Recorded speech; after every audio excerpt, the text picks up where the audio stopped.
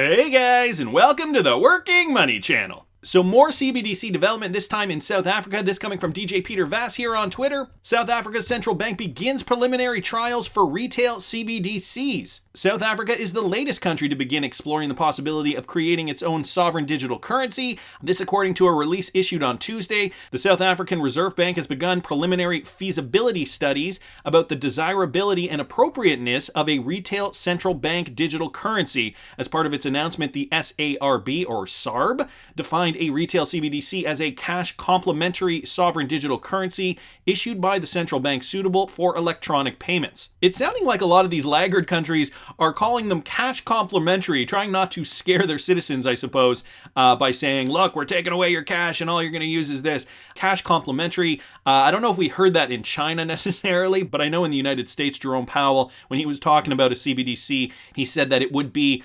complementary to cash and not replace cash altogether. Obviously, South Africa saying the same thing. The objective of the feasibility study is to consider how the issuance of a general purpose CBDC will feed into the SARB's policy position and mandate, South Africa's central bank stated in an announcement. According to the SARB, the preliminary study will focus on issues surrounding a potential CBDC issuance for retail use in South Africa. Now, this study is going to go on until 2022, so nowhere near complete, but it's looking like this is the way they're going to go in South Africa.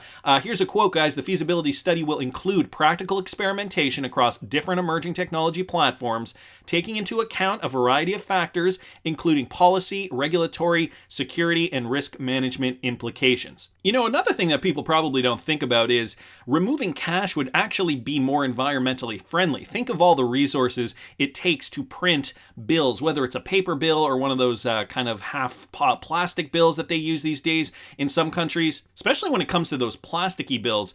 You can't destroy that. That's just as bad as plastic. So, I mean, the theory goes as such, they're so durable that they will never need to be removed from circulation because they're so durable and they won't rip and all that stuff. But what I'm sure a lot of these governments haven't considered is the fact that once criminals get better technology and they are able to counterfeit these types of bills, they're kind of forced to remove those bills from circulation and create a new bill. And so where does all that plastic go, right? Into a landfill? Does it get recycled? I don't know. Anyway, to the point of CBDCs, more environmentally friendly, and now we're seeing South Africa start their trial on CBDCs. Speaking of environmentally friendly, take a look at this, guys. Ripple partner Accenture and Microsoft launched their Green Software Foundation. I think this is important because this speaks to this whole green initiative that we've been seeing specifically with cryptocurrencies, but now we're seeing this in other facets of technology as well. So Accenture, Microsoft, along with GitHub and ThoughtWorks, have founded and launched the Green Software Foundation, a nonprofit organization established with the Linux Foundation and the Joint Development Foundation Projects LLC that aims to build a trusted ecosystem of people, standards, tooling, and leading practices for building green software. So, green software, perhaps we're moving towards that as well. The companies state that the Green Software Foundation was created out of a mutual desire and need to collaborate across the software industry. Organizations with a shared commitment to sustainability and an interest in green software development are encouraged to join the foundation to help grow the field of green software engineering, create standards for the entire industry, and work together to reduce the carbon emissions of software. Of course, we know a lot of electronic waste goes into landfills if it cannot be recycled. And this is becoming, in a digital age, this is becoming more and more of a problem. So I find it interesting that a company that is partnered with Ripple, a green cryptocurrency company, is now launching this Green Software Foundation with Microsoft to push this narrative forward. It just goes to show you that the future for software, for anything technological, especially for cryptocurrencies, is going green. And, this is why, right? Proof of work coins, not going to be the future of finance. Proof of work coins are going to be, well, if they are a store of value, they might stay that way. We are already seeing ways in which Bitcoin miners are kind of scrambling to see that their mining rigs are more environmentally friendly. Anyway, I thought this was important considering Accenture is a Ripple partner. Also, this guy's from Michael at Val5 links Ripple to deliver its first real-time payments from Oman to India using the blockchain. Customers of Bank Dhofar will be able to use its mobile app to send real-time payments to IndusInt. Is that how that's pronounced? IndusInt accounts. And guys, Ripple is at the center of this. Oman's second largest bank, Bank Dhofar, which is Ripple-enabled, joined payments network RippleNet, enabling it to connect to Pune-based IndusInt Bank for real-time mobile payments. Bank Dhofar customers will be able to use its app to transfer up to 1,000 reals, that is the equivalent of about $2,600, to accounts in India. This is what Ripple announced on Wednesday. India is the world's largest receiver of remittances, Ripple said, citing third-party data. This service will enable Bank Dhofar to be in a leading position to offer a range of new products and instant payment services. We look forward to activating the service to other countries across the world. And this announcement, guys, coming a little over a week after National Bank of Egypt joined RippleNet to set up a remittance corridor with the United Arab Emirates via Dubai-based financial services firm Lulu Exchange International, or rather Lulu International Exchange. So Bank Dhofar, also part of the RippleNet system and utilizing that technology to send real-time payments between Oman and India.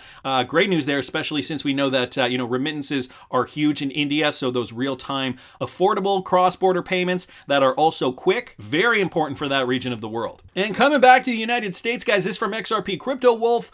Governor Jared Polis wants Colorado to accept crypto payments for state taxes very soon. So Colorado Governor Jared Polis says he's hopeful state residents can pay their taxes with cryptocurrency, and he wants it to happen soon. Here's what he said at Consensus yesterday. I'd be thrilled to be the first state to let you pay your taxes in a variety of cryptos. As a congressman, Polis became the first politician to legally accept campaign donations in Bitcoin after a favorable 2014 FEC ruling in response to a senator who was more interested in banning Bitcoin than building a federal structure to support cryptocurrencies. Polis satirically suggested a ban on US dollars by replacing each instance of Bitcoin in the senator's letter with dollar bills. Guys, this is going back to 2014. He said the exchange of dollar bills, including high denomination bills, is currently unregulated and has allowed users to participate in illicit activity. And since he trolled legislators on Capitol Hill, Polis has become the Rocky Mountain State's chief executive. And on Tuesday, he sounded excited to be at the forefront of accommodating legislation for crypto. Colorado is and will be the center for blockchain innovation in the United States, attracting investments and good jobs and innovators in infrastructure, digital identity, individual data security in the private and public sector. One huge step would be to allow Coloradoans, is that what they're called, to pay state taxes with digital assets. Pilots in other states haven't gone so well. And just down here, shots fired. He also joked that Colorado has a better nightlife than Wyoming, a neighboring crypto-friendly state, spurring a response from Wyoming's lead champion in the blockchain community, Caitlin Long. Ha ha ha, not so. Wyoming's bars have been open while Colorado has been shut for most of the beer flu. So many Coloradans drove up to Cheyenne just to dine and drink. P.S. Can't beat the concert scene at Frontier Days or the bunkhouse where the hitching post still gets regular use. So for those of you guys local to that region, I'm sure you get that reference. Nevertheless, the main point of this, Jared Polis clearly wants people in his state to be able to pay their taxes with cryptocurrency. This isn't the first time a governor has pushed for this kind of innovation. We're starting to see this happen more and more, and hopefully in a few years, most of the states in the United States will accept payments for taxes utilizing cryptocurrency. Especially when CBDCs get off the ground. Let's think, right? If there is a CBDC that is in full swing, and let's say it even takes until 2025, let's, just give it a bit of a time frame there. If by 2025 there is a CBDC that is being utilized in the United States, this will give the public perception that, cryptocurrencies aren't that scary after all. And so, more of these states will likely open up to offer cryptocurrency as a payment. These states that are kind of getting a jump start on it, they are obviously the pioneers in this sense. But I think, once we see more cryptocurrency regulatory clarity, and once we see cryptocurrency entering our lives and becoming commonplace and not becoming that fringe thing that your weird friend trades in, that's when we're going to see more adoption, therefore more people utilizing cryptocurrencies for real world utility. Right now we're focused on payments. We hear the word cryptocurrency, we think, okay, cryptocurrencies, payments, and in a lot of minds, especially those who are not not familiar with cryptocurrencies, they think of Bitcoin, maybe Ethereum. It's rare that people talk about XRP. That said, though, I gotta bring you this clip here, guys, from Jeff at ISO_XRP here on Twitter, retweeting out Jack the Rippler's tweet with regards to Scott Menard. For those of you guys who do not know who Scott Menard is, he's the chairman of Guggenheim Investments and Global Chief Investment Officer, and he's a managing partner. So as chairman of Guggenheim Investments and Global Chief Investment Officer, Mr. Menard guides the firm's investment strategies and leads its research on global macroeconomics. So he has worked for a multitude of companies, including Credit Suisse and a lot of U.S. banks. I will leave his bio as a link in the description of this video if you guys want to read up on him further.